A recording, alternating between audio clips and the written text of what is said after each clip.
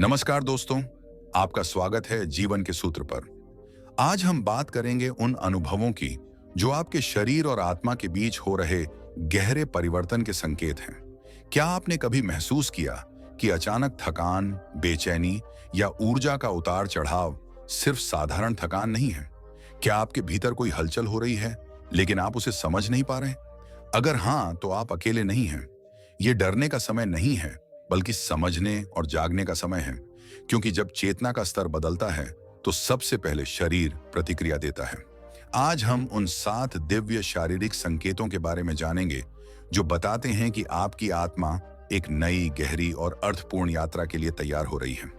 तो वीडियो को अंत तक देखें, क्योंकि हर संकेत आपको आपके भीतर की जागृति तक ले जाएगा।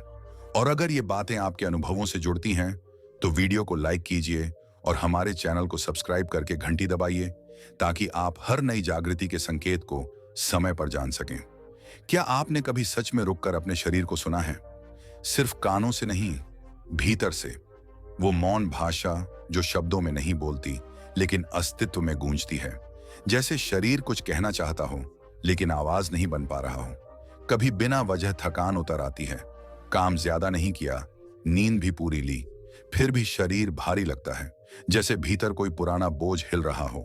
डॉक्टर कहते हैं सब ठीक है, रिपोर्ट्स सामान्य हैं, लेकिन अंदर कुछ कहता है कि यह साधारण थकान नहीं है। कभी अचानक शरीर में गर्मी फैल जाती है, हथेलियों में, छाती में, रीढ़ के पास।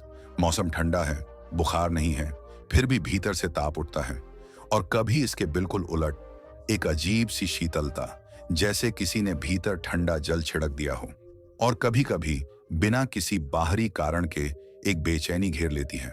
ये डर नहीं होता, घबराहट नहीं होती, ये एक जागृति जैसी होती है। जैसे भीतर कुछ जाग रहा हो, जैसे कोई पुरानी नींद टूट रही हो और शरीर उस बदलाव को सहने की कोशिश कर रहा हो।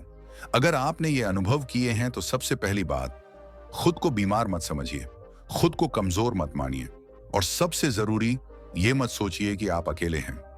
आध्यात्मिक मार्ग पर चलने वाले बहुत से लोग इसी भ्रम में डर जाते हैं कि उनके साथ कुछ गलत हो रहा है, जबकि सच्चाई अक्सर इसके बिल्कुल उलट होती है।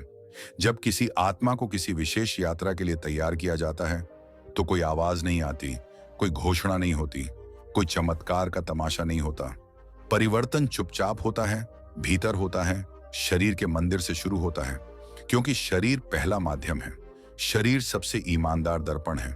वो झूठ नहीं बोलता, वो जो महसूस करता है उसे छुपा नहीं पाता। हम अक्सर सोचते हैं कि ये सब समस्याएं हैं, थकान, बेचैनी, संवेदनशीलता, नींद का बदलना। लेकिन कई बार यही समस्याएं नहीं होती, यही दीक्षा के संकेत होते हैं। जैसे बीज फूटने से पहले धरती हिलती है, जैसे मूर्ति बनने से पहले पत्थर पर चोट पड़ती है, वैसे ही जब चेतना बदलती है तो शरीर पहले प्रतिक्रिया देता है।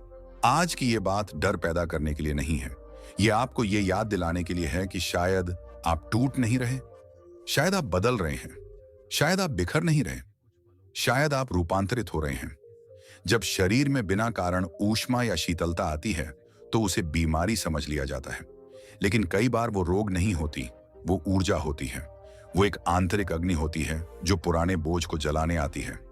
वर्षों की दबी हुई भावनाएं, डर, क्रोध, स्मृतियां, अधूरे रिश्ते, पुराने संस्कार, ये सब शरीर में ऊर्जा की गांठें बन जाते हैं। जब आत्मा का स्तर बदलता है तो ये गांठें खुलने लगती हैं। इसीलिए कभी गर्मी लगती है, कभी ठंडक, कभी कंपन, कभी हल्कापन। ये अग्नि जलाने नहीं आती, ये शुद्ध करने आती है। जैसे सोने को तपाया जाता है ताकि अशुद्धियां निकल जाएं, वैसे ही चेतना शरीर को तपाती है ताकि पुरानी पहचान पिघले। अगर आप शांत रहते हैं, साक्षी बने रहते हैं, तो आप देखेंगे कि ये ऊर्जा आती है, अपना काम करती है और चली जाती है।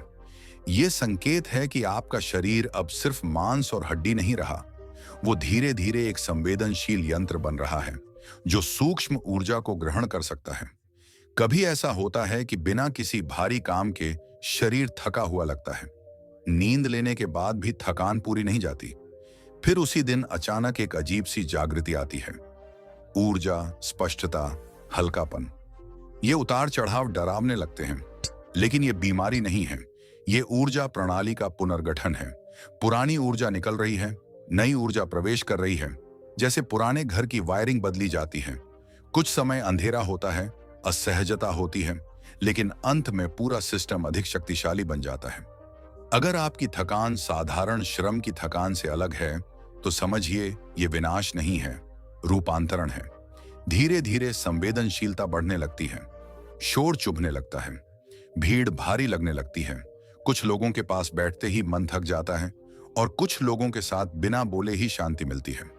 भोजन भी बदलने लगता है। भारी तामसिक चीजें अब शरीर को नहीं भाती। मन सरल, हल्के, स्वच्छ भोजन की ओर खींचने लगता है। ये नियम नहीं है, ये शरीर की बुद्धि है। अब आप कम लोगों में रहना चाहते हैं, ज्यादा मौन चाहते हैं, प्रकृति की ओर खिंचाव होता है। ये अलगाव नहीं है, ये चयन है। ये टूटना नहीं है, ये परिष्कार है। नींद भी बदल जाती है। रात के 3 या 4 बजे अचानक आंख खुल जाती है। कोई डर नहीं, कोई शोर नहीं, बस जागृति। मन साफ, शरीर हल्का, कभी शांति, कभी बेचैनी। सपने बदल जाते हैं, प्रतीकात्मक, गहरे, अर्थपूर्ण। नींद अब सिर्फ विश्राम नहीं रहती, प्रशिक्षण बन जाती है। चेतना गहराने लगती है। फिर एक दिन आप महसूस करते हैं कि किसी का दुख देखकर अब सिर्फ सहानुभूति नहीं होती, शरीर प्रतिक्रिया करता है। सीने में भारीपन, पेट में कसाव। जब तक आप कुछ करते नहीं, शरीर शांत नहीं होता। सेवा अब विचार नहीं रहती, आग्रह बन जाती है। मदद करने के बाद शरीर में शांति उतरती है। अहंकार नहीं होता, गर्व नहीं होता, बस शांति होती है। आप माध्यम बनते हैं और कभी कभी मौन में, ध्यान में, प्रार्थना में शरीर का बोध हल्का होने लगता है। सीमाएं धुंधली पड़ने लगती हैं, केवल उपस्थिति बचती है, एक शुद्ध चेतना। ये समाधि नहीं होती, ये उसका पहला स्पर्श होता है। और जिसने एक बार भी ये अनुभव किया, वो फिर पूरी तरह पुराने ढांचे में नहीं लौट पाता। और यही सबसे बड़ा सत्य है। ये अनुभव पदक नहीं है, ये विशेषाधिकार नहीं है, ये जिम्मेदारी है। जागृति का अर्थ श्रेष्ठ होना नहीं है, जागृति का अर्थ उपलब्ध होना है। सेवा के लिए, करुणा के लिए, मौन के लिए, सत्य के लिए। अगर आप इन संकेतों को अपने भीतर पहचान रहे हैं, तो डरिए मत। आप पागल नहीं हो रहे, आप टूट नहीं रहे, आप बदल रहे हैं। और ये बदलाव इसलिए नहीं है कि आप अलग दिखें, ये इसलिए है कि आप प्रकाश के लिए माध्यम बन सकें। अब एक क्षण रुकिए और खुद से पूछिए, क्या मैं इस आह्वान से भाग रहा हूं या इसे स्वीकार कर रहा हूं?